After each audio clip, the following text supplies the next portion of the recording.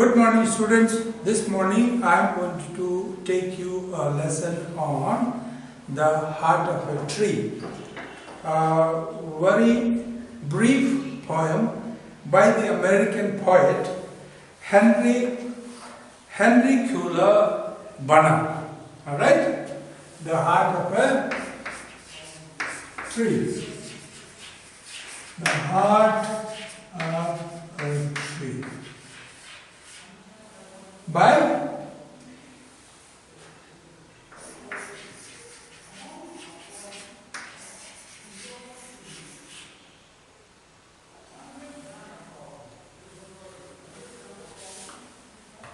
Henry Culler Bunner. Okay, so that's the poem we are going to deal with this. So he is the poet is an American novelist and a poet, and in this particular poem he has a very simple theme and still simpler structure. Alright? So he basically, the poem starts with the benefits of planting a tree. So he has followed a structure whereby each stanza begins with a question, which is also a refrain, because this question is repeated in each of the three stanzas into which the poem is divided. What does he plant who plants a tree? He puts a question and then he himself answers to this. Alright? In each of the stanzas. And he basically talks about the benefits of planting a tree for our present generation as well as the future generation as well as the nation in general. Okay. So we proceed with the poem The Heart of a Tree, which was originally published in the year 1912. Now this particular poem is written in 3 stanzas of 9 lines each, and each stanza is a rhyming stanza, and it's got a rhyme scheme that is A, B, A, B, B, C, C, A. Yeah. Alright, that is the rhyme scheme. So the first line rhyming with the third, and the second line rhyming with third and fourth and fifth, and the next 2 lines rhyming with each other, and the last 2 lines rhyming with the first and the second line. Okay? And this particular structure of starting each stanza with a refrain and a question is a figure of speech in which we call it a hypophora. Alright? A hypophora.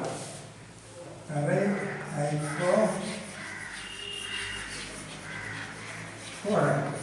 Okay, where hypophora is that when a poet starts with a question and he himself answers to those questions that he has raised, we have an instance of hypophora. Alright, now let's proceed with the poem itself. So the rhyming scheme I have told you, and these things, and then the other figures of speeches and images as we go through the poem we shall learn. What does he plant who plants a tree? He plants a friend of sun and sky. He plants the flag of breezes free. The shaft of beauty towering high, he plants a home to heaven and I. For song and mother croon of bird, in hushed and happy twilight heard, the trouble of heaven's harmony. These things he plants who plants a tree. So these are the benefits of planting a tree according to him in the first stanza. Now look at the second stanza. What does he plant who plants a tree? He plants cool shade and tender rain, and seed and bud of days to be, and years that fade and flush again. He plants the glory of the plain, he plants the forest's heritage, the harvest of a coming age, the joy that unborn eyes shall see. These things he plants who plants a tree. And so that's he talks in this some more benefits of planting a tree, not only for the present but even for the next generation. The third stanza, what does he plant who plants a tree? He plants in sap and leaf and wood, in love of home and loyalty, and forecast thought of civic good, his blessings on the neighborhood. Who in the hollow of his hand holds all the growth of all our land, a nation's growth from sea to sea, stirs in his heart who plants a tree. So the third stanza talks about the loyalty to Mother Earth, our civic duty towards our neighbors. Alright? And then he says the nation's benefits that comes by planting a tree. How does the nation benefit? And all this has the basis. Is basic is man's heart, his feelings, his dreams and visions behind planting a tree. So it comes from the heart of man. This dream, this vision, these feelings or ideas behind planting a tree. Let's come back to the first stanza. What does he plant who plants a tree? Or it starts with this question. What's the benefit of? What is the good? What exactly, in what way does he exactly benefit by planting a tree? That's a man. He plants a friend of sun and sky. He plants the flag of breezes free, the shaft of beauty towering high. He plants a home to heaven and I, for song and mother croon of bird in hushed and happy twilight heard. The treble of heaven's harmony, these things he plants who plants a tree. So this poem is on page number 8 of your book. Page number 8 of your book. Okay, look at the second line. The first line is the question, the answer to that.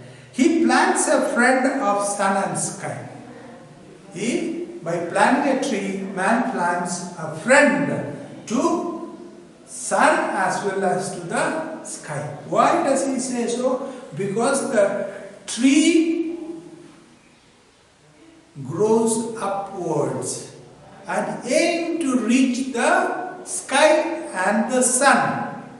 The idea behind that is, you have seen the tree grows upwards and upwards, and the aim, the poet says, is to touch the skies and to reach the sun. Alright? And plus, and a friend of sun and sky. Why? Because he needs, the tree needs sunlight to survive, and it needs air to survive. And then, in what way? Again, another way of being a friend is by absorbing the heat of the sun and thereby saving the earth from the scorching heat of the sun. In other words, what does the poet say? The sun becomes friendly with when there are lots of trees. Because the sun becomes friendly to humans, friendly to nature when there are lots of trees, because the tree absorbs the scorching heat of the sun. Okay, next line. He plants the flag of breezes free. Now, he imagines the leafy branches of the tree. He compares it to a flag flying aloft.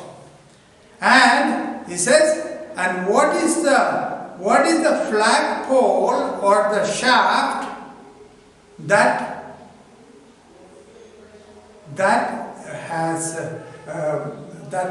there for this flag? That is the branches of trees. It is the stem. The stem is compared to a flagpole or a shaft on which this leafy branches, which is compared to a flag, is a fluttering. Alright? Flying. Okay. That is the second thing. The third, that's the fourth line. The shaft of beauty towering high, he plants a home to heaven and I. So we have seen he plants the flag of breezes free. In the gentle breeze, what do you find? The branches of the trees shake or flutter. Just he imagines that's the flag. And in the next line he says, the shaft of beauty. It's a beam of beauty to see the stem as a shaft or a flagpole on which this flag is fluttering. Towering high, it's rising high, towering, as high as a tower. Okay, he plants a home to heaven and I, for song and mother croon of bird, in hushed and happy twilight heard. Now, the next point he mentions is that he is planting a home for the sweet singing birds, where heaven and I, heaven, close to heaven, close to the skies, where the birds will build the nest at the top of the branches, the top branches of the trees. Anai means near to heaven. He is providing a home for the sweet songbirds, for song and mother croon of bird, for all those songbirds, and you can hear even mother croon. Croon is a song, something like a lullaby you sing of. Okay? You put a child to sleep. In the same way, the mother bird croons a song to put its little ones to bed. Okay. And in hushed and happy twilight heard. In hushed is silent, quiet, calm, and happy, joyful. Twilight. Twilight is the time between sunset and darkness. After sunset and darkness, we call it between sunset and darkness, we call it the twilight. That's the time the birds perch. They go to their nests to rest. These things he plants who plants a tree. So what does he say? These are the things that a person who plants a tree does. Okay. Now, what are the important things that he talks about here? Trees, the importance of trees in maintaining the holistic beauty of nature. Alright? And it is made, the reference to things like, it is made heavenly or glorious. Isn't it? Why because his reference, for instance, to words like heaven and I, and towering high. What does it imply? So this suggests something heavenly something that is glorious. So the importance of planting tree in the holistic beauty of nature. Let's move on to the next answer. What does he plant who plants a tree? He plants cool shade and tender rain, and seed and buds of days to be. And years that fade and flush again, he plants the glory of the plain. He plants the forest's heritage, the harvest of coming age. The joy that unborn eyes shall see, this thing he plants who plants a tree. Now, the second stanza again starts with the same refrain, that is, which is a question: what does he plant who plants a tree? What does he provide by planting a tree? He plants cool shade and tender rain. He plants what? Because shade. Because the trees provide us with cooling shade. When to escape from the scorching heat of the sun, we look for the cooling shade of tree. And besides that, it also helps in tender rain. It also helps in bringing rain. For rain to happen, it is necessary to have a lot of trees. That's why most of the rainfall happens in thickly forested areas. Okay. And seed and bud of days to be. And seed and bud of days to be. So the trees also produce seeds and buds, which are the beginning, regeneration for the future days to come, for the future. Alright? So from the seeds of these trees, new saplings shall grow, which shall eventually become trees in the future. And seed and bud of days to be. Days to be means for the future. And years that fade and flush again. Years that fade. Fade means wither. And flush again. Grow again. What happens? Just like the years pass by, the seeds shall grow and wither, and the plant shall die. Alright? The tree shall die, but new plants shall flush. New plants, new trees shall grow from the seeds that are there. Alright? So, that is another of the benefits of planting trees for the future. He plants the glory of the plain, he plants the forest heritage. He plants what provides beauty to the plain areas or the plain lands.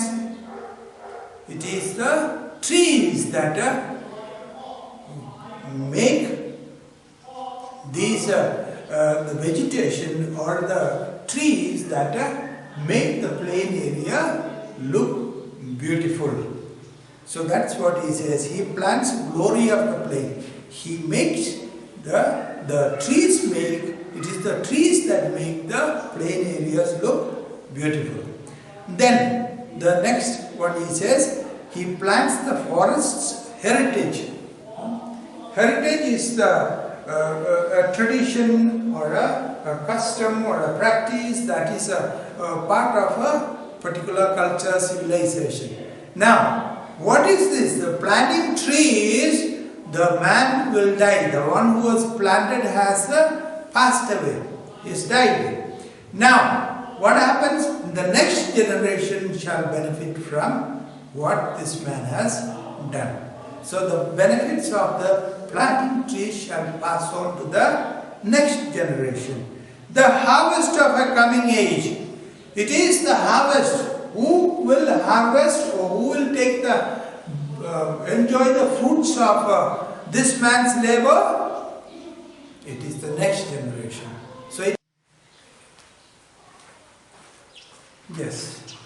is the future generation that would enjoy the fruits of this man's labor as well. Okay? So it's going to delight them, it's going to make them very happy. Okay, the next line. The harvest of a coming age. Coming age means of the future. The future. The joy that unborn eyes shall see. The joy that unborn eyes shall see. These things he plants who plants a tree. So he says, so the unborn eyes means next generation. Alright? They shall be so delighted to reap the harvest of this man's labor. In other words, they shall be grateful to him. And these things he plants who plants a tree. So these are things that he provides. Look at those two expressions that are there.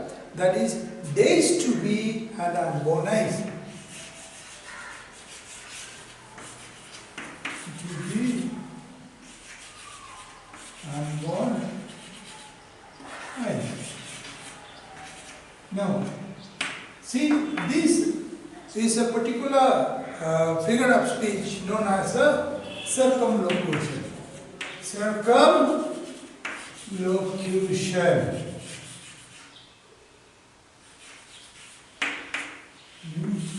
Circumlocution is an indirect way of referring to something instead of telling it straight. Okay? So, days to be means the future. Alright? And unborn eyes refers to next generation. Next generation. Unborn. Children that are with the unborn eyes. And now here eyes is another example of the usage of a part for a whore. Like eyes standing for a person or children here. Alright? Unborn children. So when part refers to the whore, we refer to this as a figure of speech called a synecdoche. Right? Okay. So that's an example of synecdoche as well. And so circumlocution and synecdoche.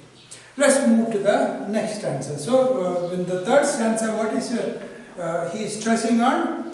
In the second stanza, what is he stretching on? He is planting trees. By planting trees, what actually we are doing is we are making this earth a better place to live. We are making this earth a better place to live. Not only for our present age, but also for the future, the next generations to come. Okay. Then we move on to the third stanza. What does he plant? Who plants a tree? He plants in sap and leaf and wood, in love of home and loyalty, and far cast thought of civic good, his blessings on the neighborhood. Now here you have, what does he do? He plants in sap and leaf and wood. Refers to, by planting trees, sap is the liquid or the fluid that flows in the bark of the trees, which carries the liquid or the juice from the roots to the leaves for the stem as well. Okay, so leaf and wood in love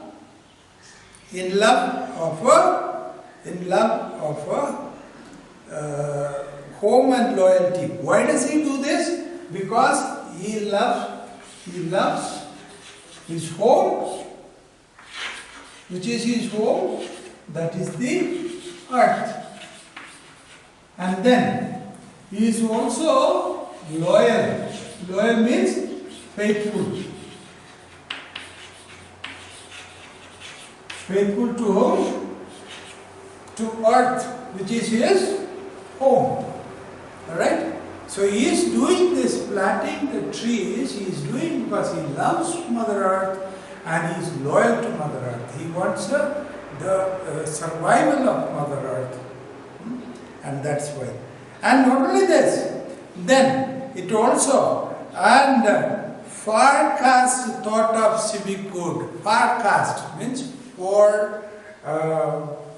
he foresees, forecast means he foresees the good of civic good of others.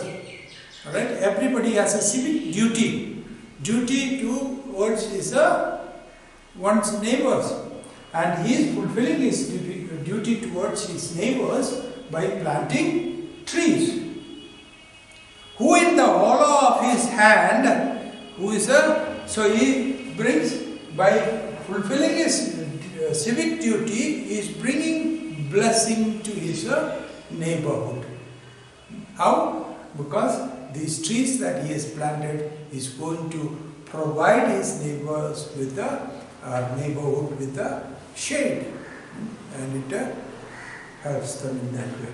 Who in the hollow of his hand holds all the growth of all our land. Who in the hollow? The hollow is the palm, or the empty space of your hand. Holds the hollow of his hand holds the growth of all our land. So he is also contributing towards the progress of our land. Land means our nation, our country. Why? A nation's growth from seed to seed, from one end to the other. Why? Because trees are one of the economic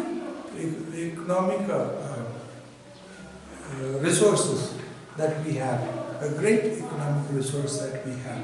Alright, so that by planting trees you are going to help towards the advancement or progress of the nation as well. And then he sums up by saying in a very succinct way in the last line, stirs in his heart who plants a tree. All this happens why? Because there is that excitement, that urge in him. And where is it? In his heart, to plant the tree. The urge to plant the tree comes from within his heart. See that connection, that link between the heart of a tree, the title, and the planting, the action of planting the tree that originates in the heart of a man. Because of various reasons, because the poet has enumerated a number of reasons why you should be planting trees. And by planting trees, what are we ultimately doing? In what way is it going to be helpful not only to nature, human beings, other creatures, and our nation? He says it also gives satisfaction to the next generation, happiness to the next generation. It also basically refers to the survival of our earth, even in the coming generation. It becomes a better place for living. It becomes a better place for living. Now, let me refer to a few of those. So the theme is very simple, as I told you in the beginning. He has got a very simple theme. Make this earth a better place to live by planting trees. Alright? And this is your civic duty as well. And this is the way you show your loyalty and love towards the earth, which is your home. Alright? Though the beneficiaries may be the next generation, but they shall be indebted to you, they shall be grateful to you, they shall be happy for what you have done, and they shall delightfully harvest what you have sown. Alright? They shall enjoy the fruits of your labor, and they shall be delightful about it. Let's look at some of the figures of speech, common ones. Alliteration, for instance, we are used to alliteration. What is alliteration? Alliteration is a figure of speech in which the consonant sounds are repeated at the start of a word in a particular, mostly in the start of a word in a particular line. Look at that first line in the question itself. What does he plan who plants a tree? Plant and plants. You see that? Repetition of P's. So that's an instance of alliteration. So you also have, look at that, the next line where you have the sun and the sky. Again, a sound repeated. Okay? Then you have in the 3, 4, 5, fifth line you have home and heaven. It's sound repeated. Home and heaven. It's sound repeated. Okay? Then you have again in the 8th line, heaven and harmony. Heaven and harmony. Okay, so that's a few examples of alliteration from the text I have jotted down for you. Next, we look at the next. There is a personification also. Personification.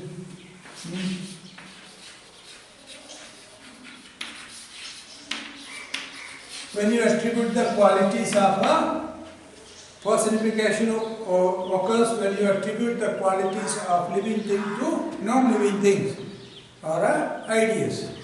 And here, for instance, you have the second line. Look at the second line.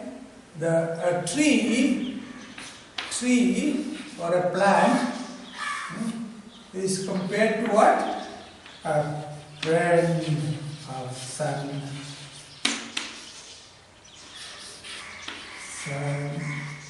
And sky. So here you have an instance of personification. The tree is attributed with the quality of building up friendship with sun and sky. Okay, so that's another example of figure of speech. Then now let's look at one or two other recurring things. I've already mentioned one of them, circumlocution. I gave you examples also, and I mentioned to you about synecdoche. And then we have a metaphor, for instance. Metaphor is what is a metaphor? Metaphor is an implied comparison. Where you have an implied comparison. Alright? Now, look at it. The third and fourth lines of the first stanza. He plants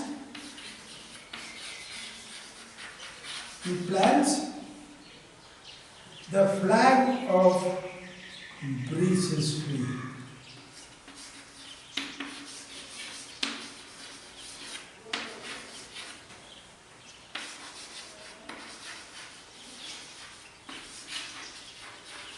Free, and the next line, the shaft of beauty, the shaft of beauty, towering high.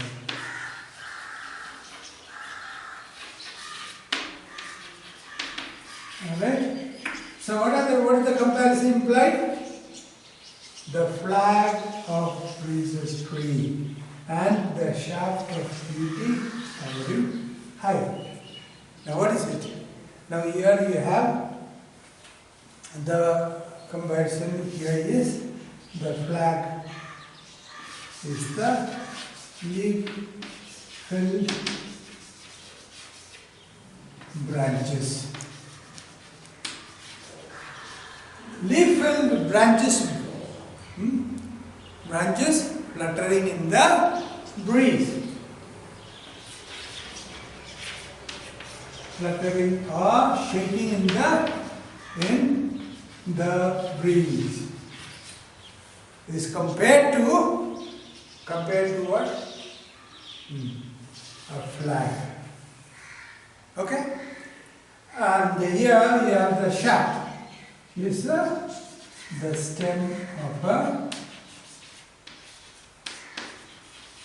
tree is compared to a flagpole or a shaft on which a flag is raised. Then let's say, so that these are some of the important ones: metaphor, personification, alliteration, metonymy, and synecdoche. Okay, so you have these examples I gave you of this some figures of speech. Okay, then next thing, when you talk about the theme of this particular poem, there are basically one or two themes only in this particular poem, and that is, the first is the importance of trees for our survival. How important is trees for our survival? And the second one is concern for the future of the earth.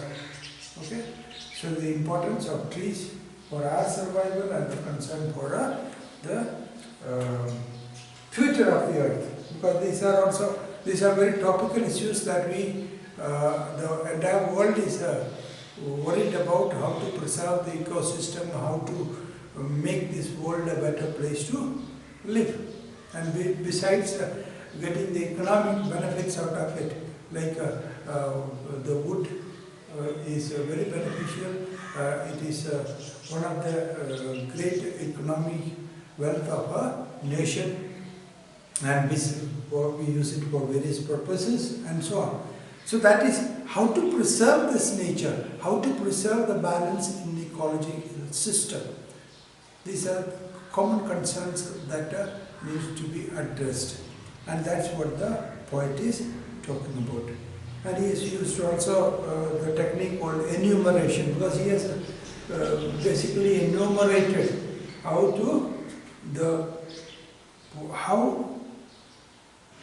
to maintain the beauty of nature, and how planting trees can contribute to the nature's growth, and how man, by planting trees, fulfills his duty towards the next generation. Okay, with that we finish our lesson.